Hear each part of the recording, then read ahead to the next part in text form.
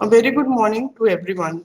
On behalf of the Civil Engineering Department at IPS Academy, Institute of Engineering and Sciences Indore, I, Dr. Devanshi Jagwani, Associate Professor and Organizing Team Member of this AICTE Training and Learning ATAL Academy sponsored 1 week online faculty development program on new approaches in geotechnical earthquake engineering, welcome you all.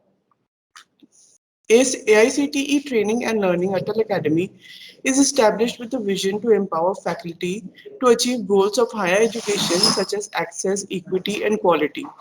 ATAL Academy conducts workshops, trainings, faculty development programs in thrust areas identified by AICTE.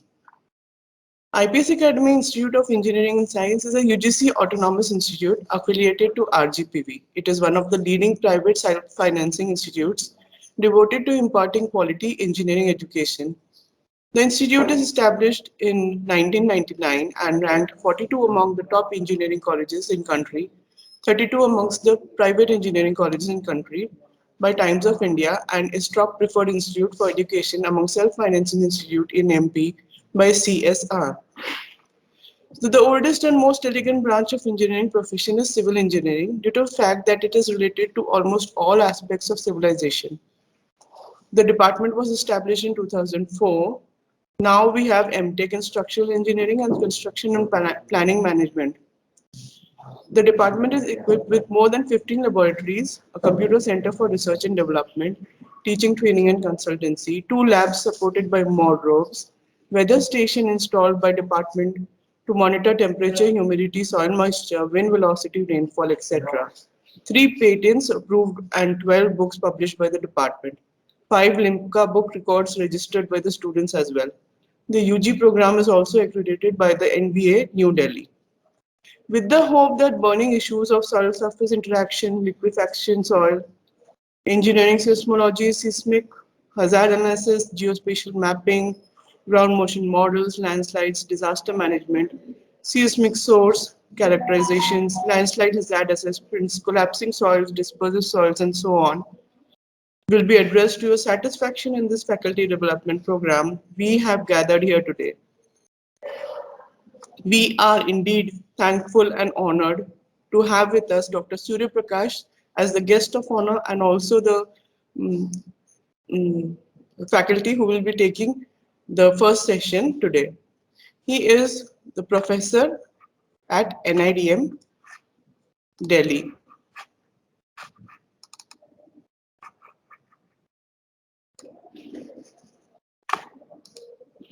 Should I start? So one second, I'll be just sharing the slide. You just need to give your short introduction, sir. So we have Dr. Surya Prakash as the faculty for first session today. He is the professor at NIDM Delhi. He is doctorate in the field of earth sciences. He has pursued his career at Central Building Research Institute, IITR JNU, New Delhi, also at Wadia Institute of Himalayan Geology, Forest Research Institute, and Vellore Institute of Technology. He is leader of IPL 172 project under International Program on Landslide and is coordinating Indo-Japanese Action Plan on Landslides and Disaster Management as part of intergovernmental cooperation. His areas of interest are landslides, avalanches, earthquakes, floods, tsunami, GLOFs, LLOFs, dam bursts, mining disasters, community-based disaster risk management, damage and loss assessment, disaster safe hill area development, and environmental management. We are honored and privileged to have you with us today, sir, and thankful that you could take out time from a busy schedule. I request Satyaprakash, sir, please take over the session, sir.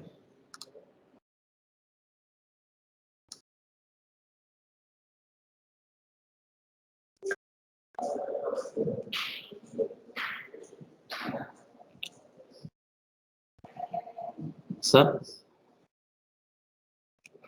Yeah, I have not yet received the sharing link, no? sir, you are presenter now. Not yet, it's not activated. So you are already joined now. You can share it, sir. No, but that sharing link actually has to be activated. It's not activated. I cannot share the PPT. So we have activated from our side. I don't know why it is not activated here. Uh, Can you just turn it off and again try to give me present right? okay, sir. Okay.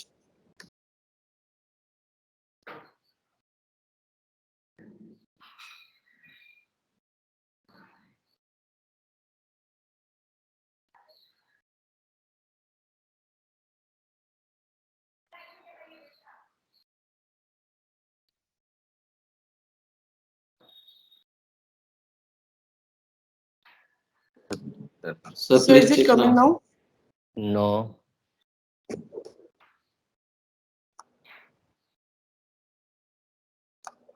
Or otherwise, if you allow, I can speak orally also, Sir, because Sir, so we yeah. request you to please log in again if possible. sir, now Again, please check, sir. not still not. It's saying only your meeting organizer and presenter can share. Am I there on the presenter list? Yes, sir. You are in the list. Then why it is not Just activated? a moment, sir. Yeah, let me try if it works. Otherwise, Good morning, sir.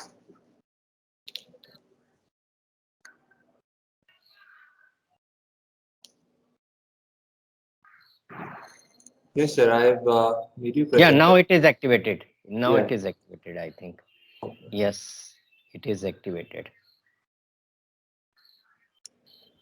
Are you able to share your screen, sir?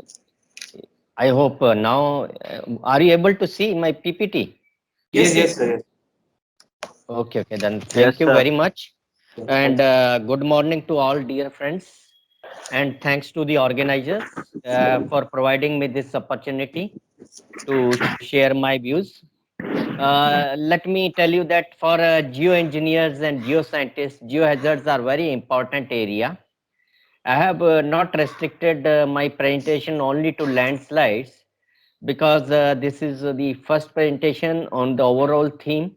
So I tried to cover the major concerns of disaster management with respect to the geoengineers and geoscientific communities. And these include earthquakes, landslides, tsunami, volcanic activities, shoreline erosion, and landslides. So I will start mm, with the landslides first.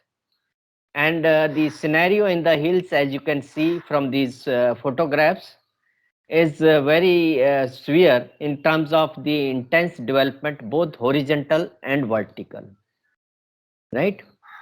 Whether it is east or the west. The previous landslide was the photo was taken from Shimla area, and this is the developmental scenario of the northeast Sir, from the sir, Gangtok area. And whether there are traditional structures or the currently made the beam and column and beam uh, structures, sorry, sir, uh, to interrupt you. frame. Actually, sir, excuse me, sir.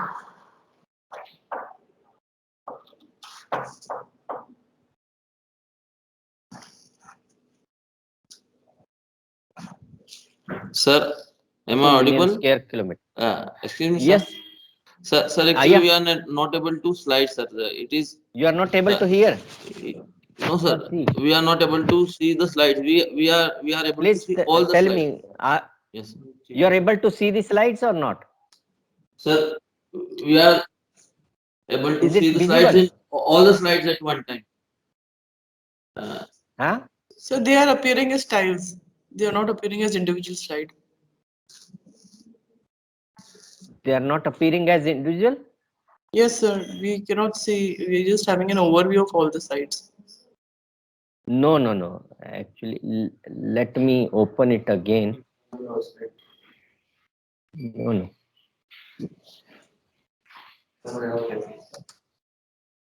I actually made it now. Are you able to see the single slide? No, sir, not yet, sir. Not yet. you see the Actually, ma'am उनको बोलो नीचे से 50% वो है. Sir, actually the zoom is 50% at the bottom, sir. I request you to make it 100% if possible. No, no, it's 100% at my side. Right side, right on the bottom. Sir, is it in the slideshow mode at your screen? Mm-hmm. Slideshow. It is in the slideshow mode. Sir, we are unable to see Let it me as well. stop it again. Yes, sir. I'll Please. make it first slideshow and then again. I don't know Then, because if make it slideshow, no, it doesn't come back again. no, so you can share the screen, sir. I'm sharing. It's shared again, and now I'm sharing in this slideshow mode. Is it visible in slideshow mode now? Visible as tiles. No, so it is visible in the tiles mode. That we can see overview of all the slides. मतलब गलती से tile select कर लिया उसके side Why? में है. Why? तो Why it's showing the other side, which is not Sir, there. sir, actually at the bottom there are three options. Yes, sir. Now, Now you can is see. Yes, it sir. Yes, sir. Now is it's it in visible. slideshow mode? Yes, Yes. sir. Okay, okay. Thank you. Uh, So I was showing you these photographs which I take long back from Shimla and Gangtok just to give an overview of what is the kind of developments that we are doing in the hilly terrains with respect to the concerns related to landslides and also the distribution of landslides across the country and the kind of spread and area covered by landslides. If you look into this area of 0.42 million square kilometer, it is almost equal to the total area of Japan or Italy, where most of the landslides have been reported. In India, we have reported around more than 60,000 landslides, but in Italy, they have reported more than 6 lakh 25,000 landslides within this total area of their country. And in our country, almost 19 states they have been affected and 65,000 villages, amounting to an economic loss of about 1 to 2 billion rupees. And these are the scenarios. I'm just showing you one of the cases from 2003 in Uttarkashi district of Uttarakhand state, Varnavat Hills, just a day before this photograph was taken and a day after. So the whole natural aesthetics of these areas, along with you can see the most of the development in terms of habitation and also the highways are towards the foothills. So therefore, they have very high risks in terms of the materials overriding on them. And in fact, in this particular landslide, 400 buildings they got affected, and also our national highway, which is also our strategic road, got affected along with several other elements. I'm showing one of the close-ups of this landslide where three major hotel buildings of 4 stories they got buried underneath this land. This is photographed just a day before, taken before the Dev Gobar engulfed. You can see day after.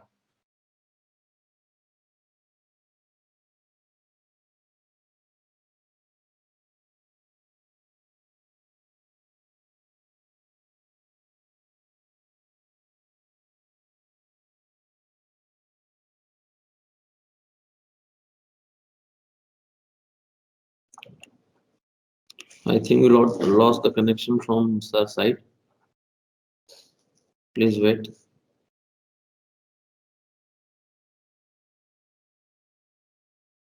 That we are meeting, and very important and emotional is school building. So not only the domestic buildings, the commercial buildings, but also the educational and health buildings, which are our priority, are also getting affected.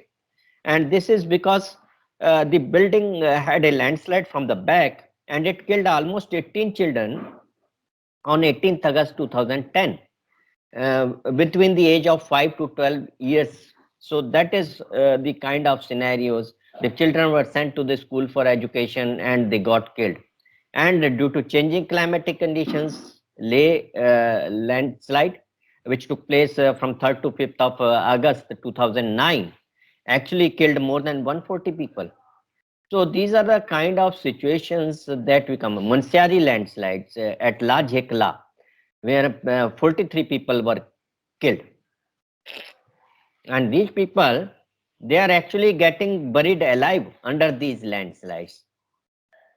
And we not only these habitations, whether in the urban areas or the rural areas, as well as all kinds of structures, but also the infrastructure like railways, they also getting affected. Not only the railway line, but also the heritage. This is a toy terrain line at Darjeeling area, where a landslide happened underneath the railway track, and it is hanging in the air. So these are kind of risks that we find to all types of structures, infrastructure, heritage, and the recent events. You remember these 7th February 2021 early morning at around 10:30 a.m. when this Chamoli disaster took place. And recently during this year, there were Chambur and Bikrori landslide where more than 30 people got killed. And in Himachal Pradesh, at Batseri, 13 people along with the bridge structure which was connecting link also got destroyed with it. And Nainital landslide as well as the Kokyar landslides at Kerala. So all these landslides are just an example of how the landslides have been affecting our country. Now I'm showing you the distribution of earthquakes. We'll take up few more things afterwards for land, what we are doing in terms of our no, resilience and resistance of these kind of events, as well as the strategies and guidelines that we have released. So now we come to the earthquake distribution. You know, we have four zones which are listed over here from 2 to 5, and more than almost about 60% of our country's territory is affected. And these are few major earthquakes which I have listed. I Sir, had please the excuse, sir. So sorry to yeah, disturb you. Sir, actually, again, with the slides have got stuck, sir. They are not moving. it is stuck, Yes, sir, but they are not my end changing. it is moving. So we can see only the third number slide, sir. Oh, I think some problem with the PPT. Then it's better, that I should present it otherwise. Let me express because time is running short. Already 14-15 minutes we have lost, and I'm bound with the time constraint. So let me share my views with you overall because I can share my views otherwise as well. See, I wanted to show you the field scenarios which we have witnessed. And most of these slides which I have shared with you are my personal slides where I have been personally involved. So, but somehow because of the technical constraints, we are not able to show you all that.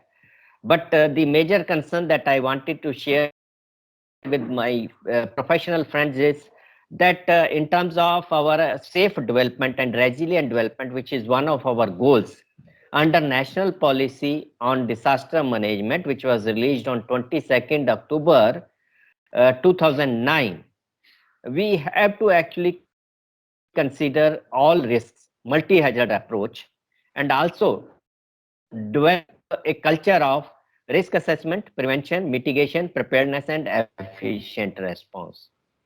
Now, these would be possible if we will follow the priority actions which have been defined under the Sendai framework for disaster risk reduction. Now, what is this Sendai framework? Let me tell you. This Sendai framework was actually declared in 2005. From 14th to 18th of March, we had the third World Conference on disaster risk reduction, where around 6,000, more than 6,000 delegates, they have come together, and almost 195 countries participated in that conference, and where they declared four priority actions. The first priority action was the understanding disaster risk, because if you don't understand the problems, you cannot find a solution. So understanding disaster risk was the first priority. Then second was, if you understand what are the risks, their types, their level, their distribution, their frequencies, and severity, then you have to devise solutions to reduce those risks, either avoid, prevent, or mitigate, or or to respond against that risk. For that purpose, we need a good governance system, administration and governance. So second priority action was strengthening disaster risk governance. That was the second priority. The third priority was investment in disaster risk reduction and resilience. The third priority, because no action is possible without investments, without finance. So the Sendai framework desired the nations to allocate budgets for disaster risk reduction and resilience. And the fourth one was, there are only four priority actions: build back better.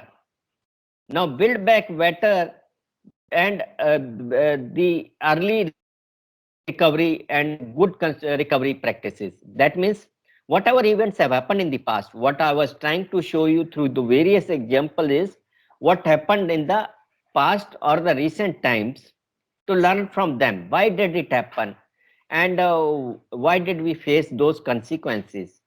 So that we do not repeat our mistakes. As there is a Czechoslovakian proverb which states, misfortunes enter when window is left open to them. That means we are leaving some space for these disasters to happen and affect us. So we do not have to repeat those mistakes. And this point was also highlighted subsequently after the Sendai framework. A 10-point agenda on disaster risk reduction was given by our Honorable Prime Minister Shri Narendra Modi ji during the first post-Sendai Asia Ministerial Conference, where more than 55 countries participated at New Delhi, and a 10-point agenda was given during the inaugural by the Honorable Prime Minister, in which one of the points was that the opportunities for lessons learned from the past events and the recent events of disaster should not be wasted. So therefore, these events are very important for our records and for lessons to be learned from them, and also to pave our way forward toward a safer and resilient nation. Okay. It also includes our efforts, which have again been taken up subsequent to this Sendai, jointly with United Nations. A coalition for disaster resilient infrastructure was established, and it again has its headquarters at Delhi, where the Prime Minister actually took these initiatives, and this establishment of coalition for disaster resilient infrastructure was taken up. Now, what I wanted to highlight, particularly for our geoengineering and geoscientific professionals, is that few disasters where we have strengths, where we have expertise, can be better taken up, and we can make all efforts to understand the risk related to them. Now, I talked to you about landslides. Landslides are not just a new phenomena, because these are natural phenomena which have been happening on this earth since time immemorials, because whatever has gone up is likely to come down, and the force of gravity is always acting upon them. But in the recent times, if you take up the Malpa landslides, which happened on the night of 18th August, it killed more than 200 people, and three task forces were actually constituted by our Department of Science and Technology, focusing on geotechnical perspectives. One. Second was on the environmental perspective, which was under the director G.V. Pant Institute. And the third was on the database related to landslides. So these kind of task forces, they did prepare their reports, and since the 1990s, the United Nations also declared an international decade for natural disaster reduction from 1st January. This was declared on 22nd December 1989. So from 1st January 1919, we started working on these disasters, which included these type of geohazard events as well. And while we were working, we came across a major earthquake of magnitude more than 6 in Uttarkashi area, where more than several thousands of buildings they got affected. And I was the one who got involved with those teams which were sent for damage and loss assessments, particularly pertaining to educational and health buildings. Along with there were 9 structural engineers who were involved. There were 10 persons who were sent to those teams. And we found that not every building is affected. There are certain type of buildings and locations of the buildings which are more affected than the other buildings. So it was very important to take key lessons from that event, that the particularly the buildings which were constructed of random rubble materials, RRBs, and also located over bedrocks of random rubble materials, they were more affected compared to the other structures which has an adequate foundation and proper construction. So that gives us a lesson. Even the oldest buildings, we found furols, which were in existence for more than hundreds of years, also registered the impact of that earthquake, showing the design practice and construction practices which can actually save us from the impacts of the earthquakes. So that means it's not only the forces of the nature, but also the anthropogenic interventions in terms of our developments, which are important. So these are things which we have to know out. Then about the landslides also, we have witnessed that, for example, if we are able to find the precursors, for example, I can cite you the example of Varnavat landslides, where we could notice even before the actual event happened, the widening of the cracks and the likelihood of the landslides. So people were evacuated and we were able to save lives, although it was not possible to save the damage and loss which got incurred due to the damages to the buildings and the highways.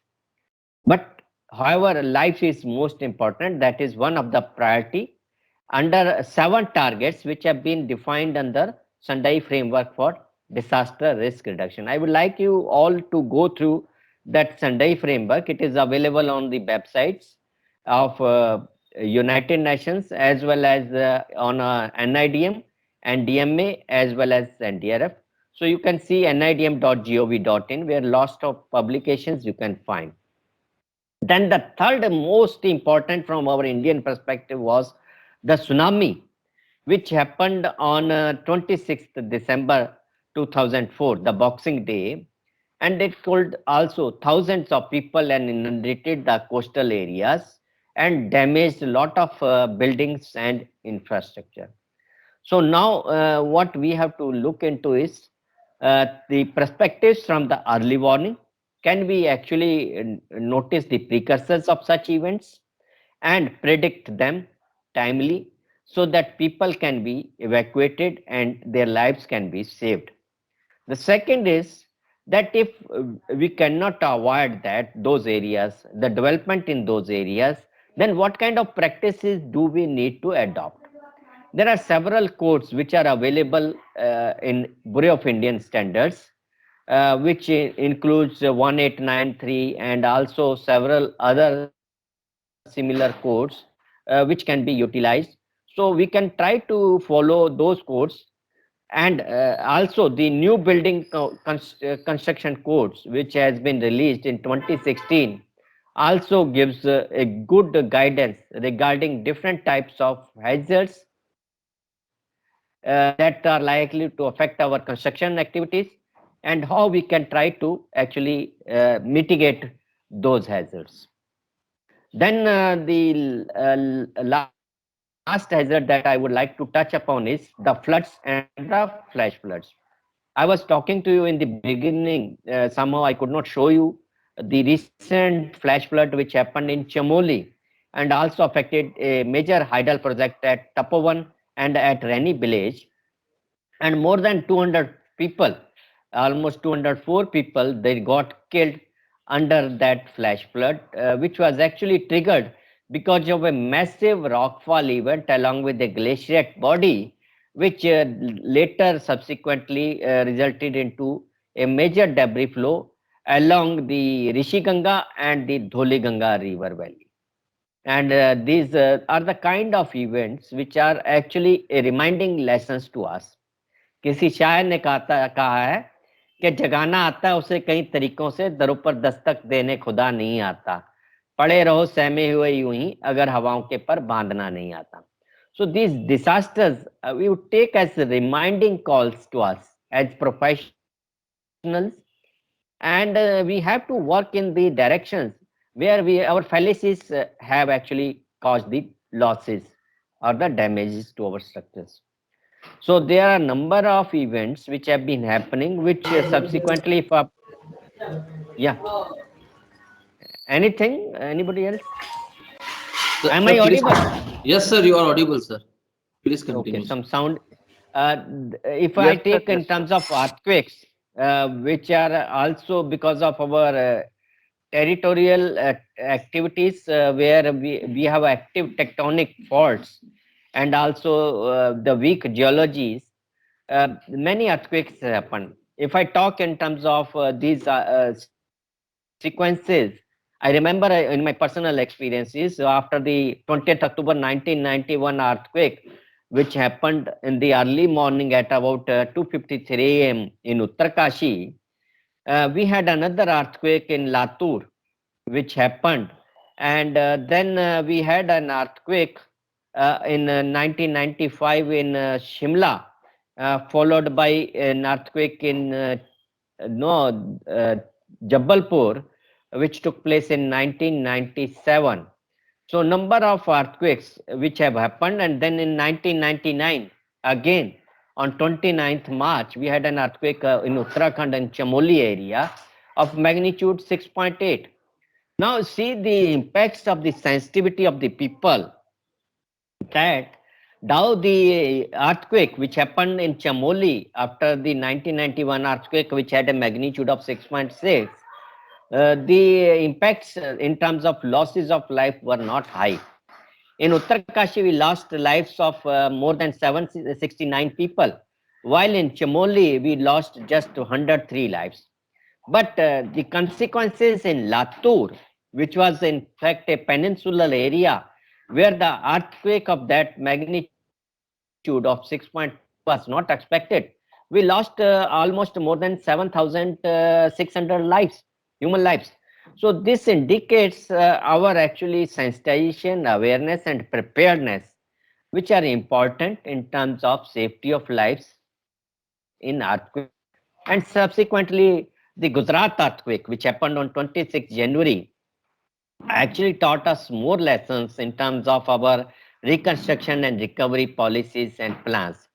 So we did the best recovery uh, no work subsequent to the Bhuj earthquake, and then the earthquake which happened in Kashmir area, Muzaffarabad earthquake on 8th October 2005, and then Sikkim earthquake 18th September 2011.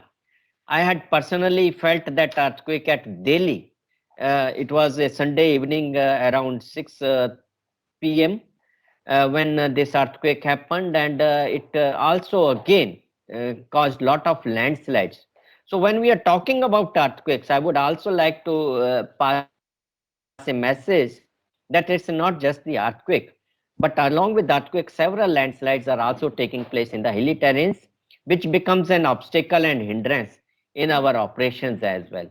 So we have to actually work on the earthquake triggered or earthquake induced landslides as well, so that we can actually manage the problem of disasters in a multi-hazard perspective.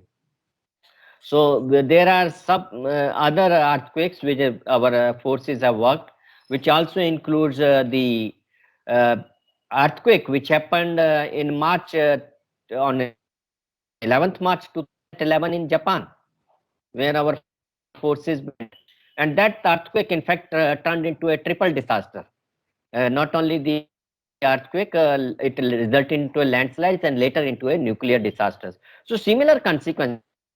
Not only we have to learn from the events which are taking place within our country, but from the events which are taking place in other countries as well.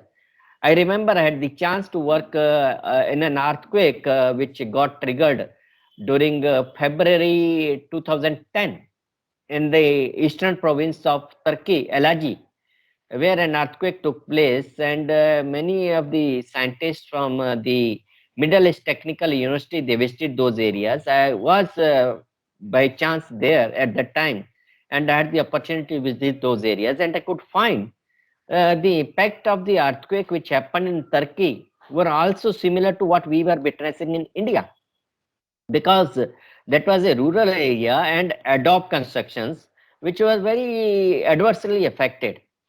So not only that, they are also faced landslides, which were very difficult to actually know identify in those areas.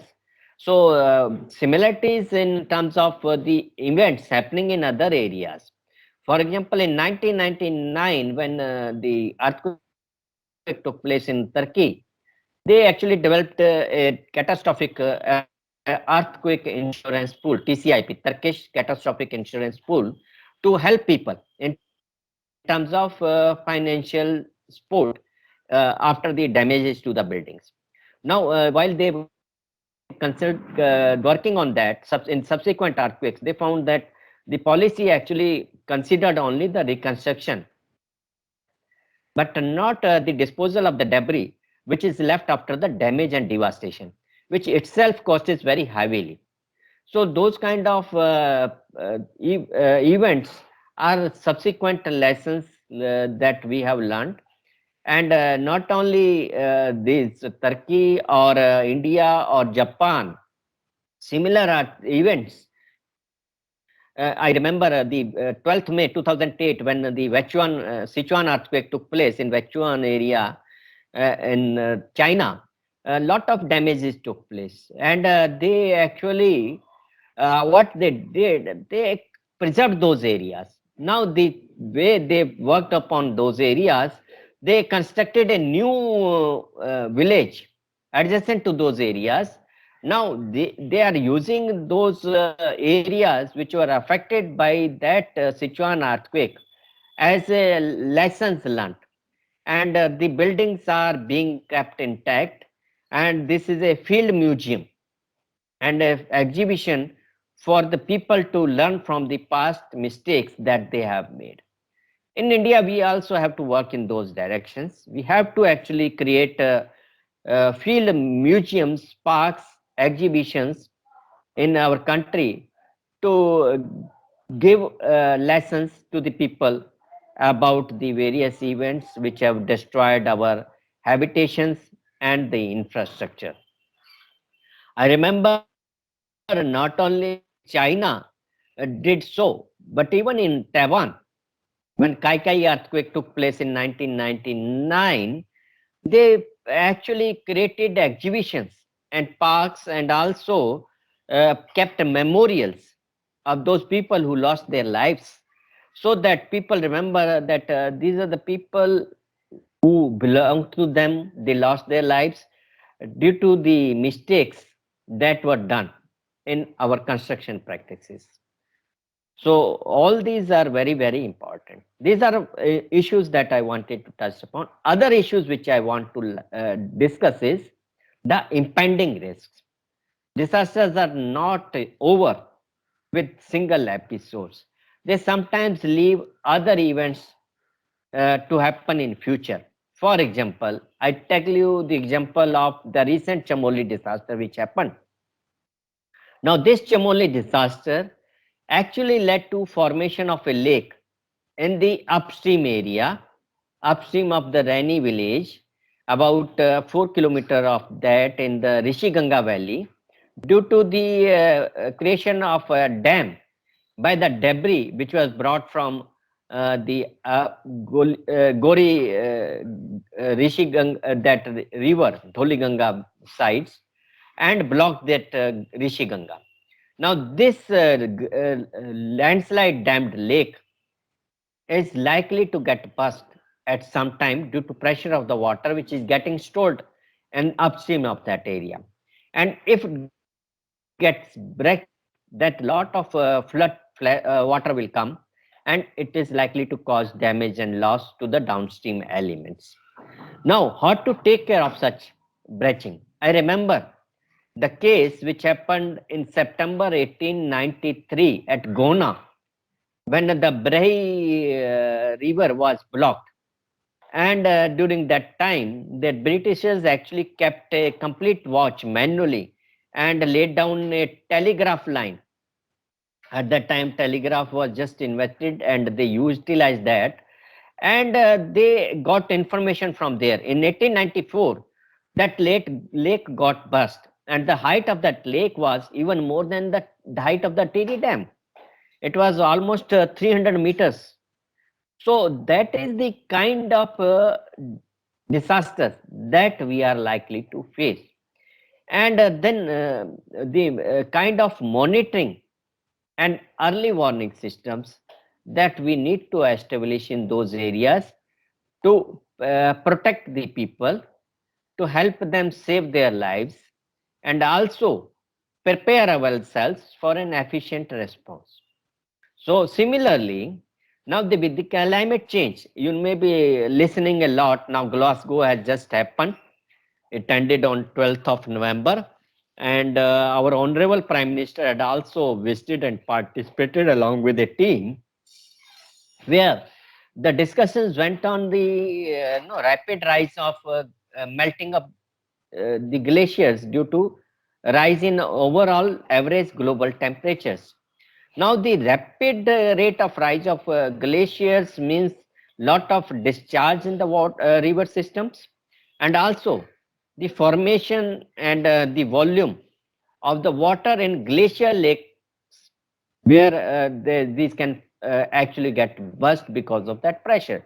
You may recall back the event which happened on the 15th and 16th of June 2013, the Kedarnath tragedy. Now, the Kedarnath tragedy, if you remember, there were two major reasons which were cited. One was the influx of the easterlies and the westerlies at the monsoons, and also the second was the bursting of the Gandhi Sarovar, the Choravari lake, no, which led to a lot of water in the Mandakini river and the Saraswati river. So these met together and caused lot of landslides because of the toe erosion of the slopes along the river side, and also damaged lot of buildings. Now 2013, you remember, we lost thousands of lives. Many went missing, and therefore taught us a lesson even in pilgrimage and tourism as well. So I touched upon several issues with you that while we are going for constructions and developments, we must consider the likely hazards which may impose risks to these structures, their functions, and the occupants. And therefore, we need to actually not only consider the individual structures, but even the regional perspectives in terms of town and country plans. Hardly you can find uh, proper no guidelines and procedures pertaining to regional developments in the hilly terrains specifically, or even in the coastal zones. There are coastal zone regulations, but still they do not meet all the requirements, and despite the best practices and the initiatives which have been taken up by our government of India in terms of national cyclone risk mitigation project, and also for all other hazards, we have our national guidelines. We have a Disaster Management Act 2005 and other such no procedures and manuals, mechanisms which have been defined. So, but still, we have to go a long way ahead, and our destination is far because several milestones to be achieved before we can actually become disaster-free and resilient nation. So, our goal of the national policy is zero casualty, but that can only be achieved if we actually live in harmony with the nature and try to follow the best practices for safe and resilient constructions. Our codes, standards, and manuals do provide us some guidance, but a large scale risk assessment is very, very important because ultimately the constructions are done at the grassroots levels, and that would be only possible if we will look into that perspective. So, friends, I tried to touch upon the various issues, concerns, and opportunities related to geohazards risk management. And we have to actually, Sendai framework also emphasizes the collaborations which are required within different stakeholders and within different countries. So we have to work together and learn from each other so that globally, because nowadays the no Earth is considered a global village because the mobility is very high, and you must have learned from the COVID-19 recently how it has spread out in very short period of time and affected large masses and numerous countries, which became a huge challenge for our disaster managers as well as the health departments. So, therefore, we have to actually look into all kind, not only the disasters likely to happen within our territories, but also cross-border territories.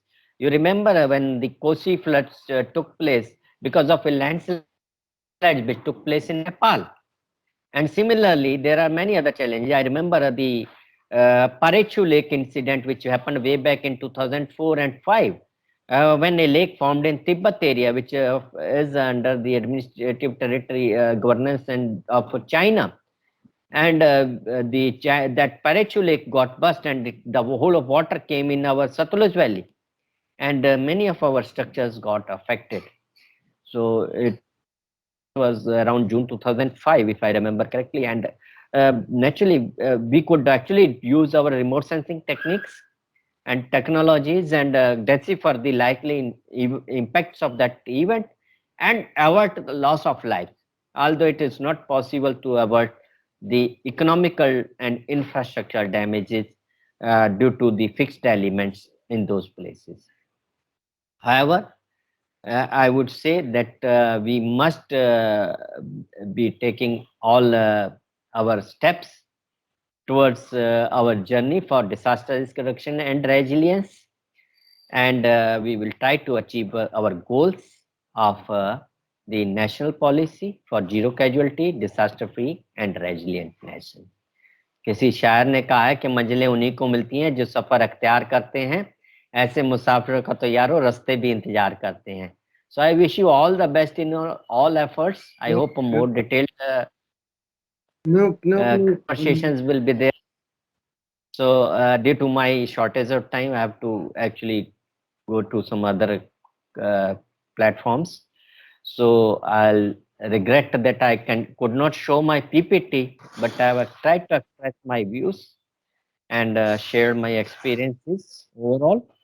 And wish you all the best in your endeavors. And we are always there to support such endeavors.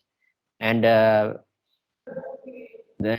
all the best. Ultimately, I would say for my professional colleagues that actually we have to change our attitudes, not only looking for short term gains and immediate and faster developments, which are often taking place in a non systematic, unscientific manner sometimes. Rather, we have to be proactive in following the risk resistant technologies, may not be having a risk proof technologies. So we have to change our attitudes for that.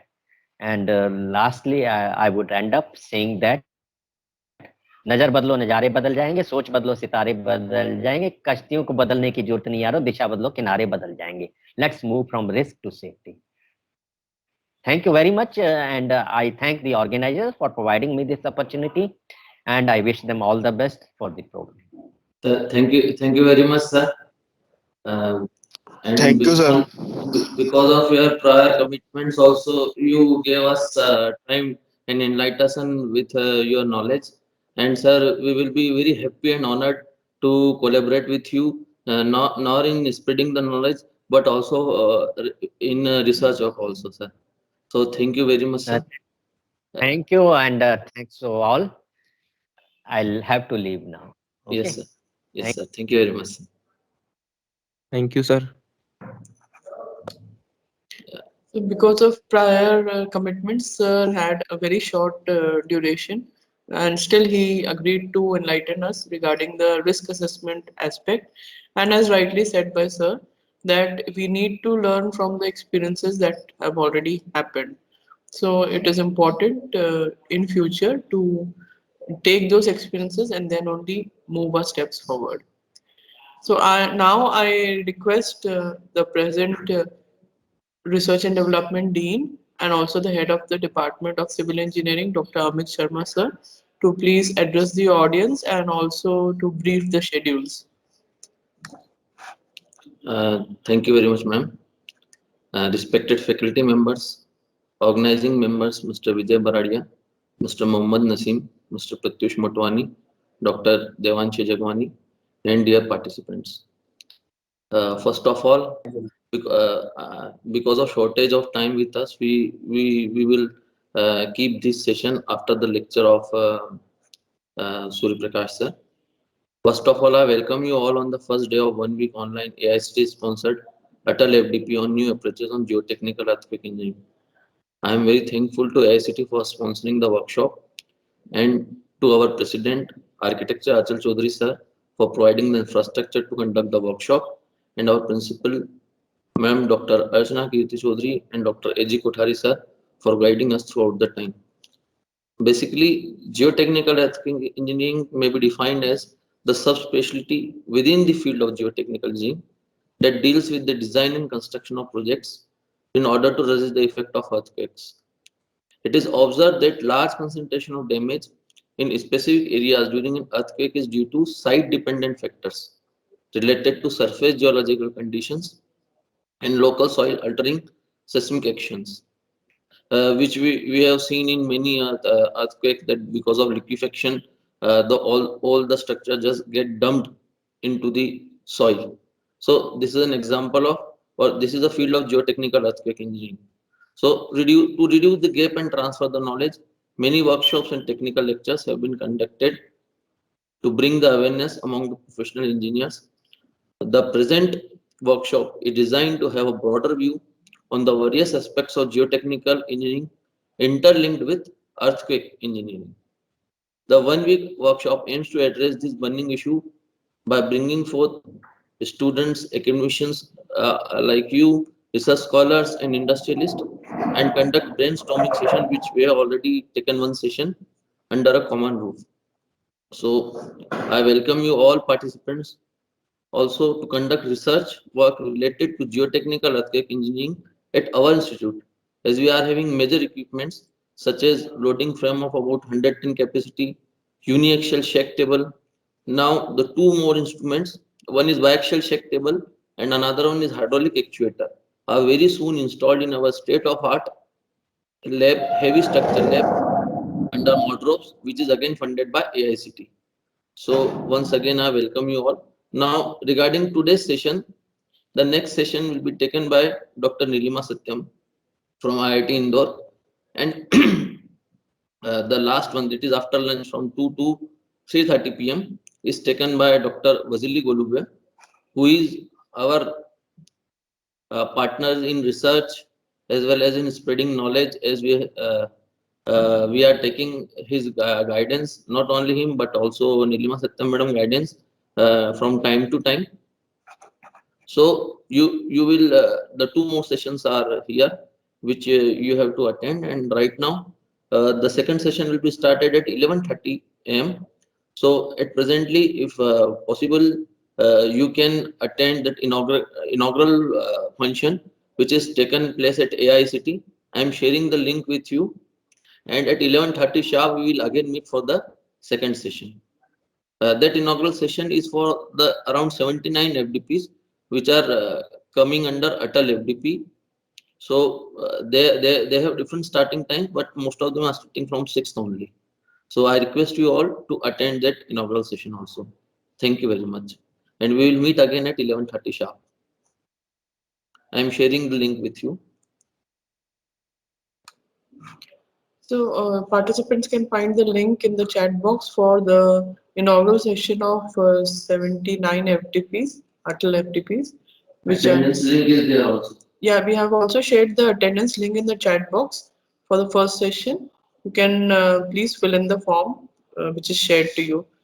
I thank Amit Sharma sir for the wonderful motivation and enlightenment.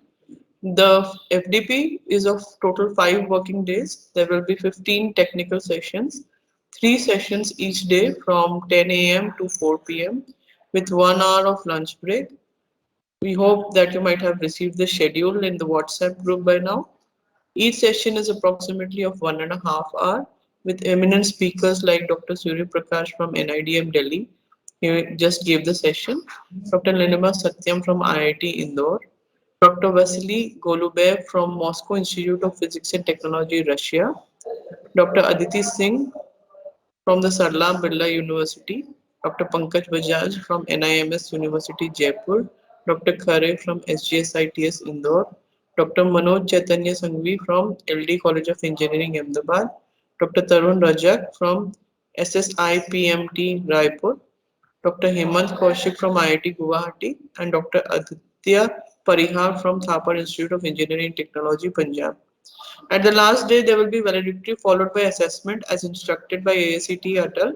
Participants are requested to maintain attendance of at least 80%, and in order to obtain certificates, you must score at least 60% in the assessment on final day. With this, we request you to please join the inaugural session, which is happening at the AICT ATAL website. YouTube link is shared to you, and we will be meeting for the next session at sharp 11:30 am. Dr. Nilima Satyam from IIT Indore will be taking the session. Thank you so much.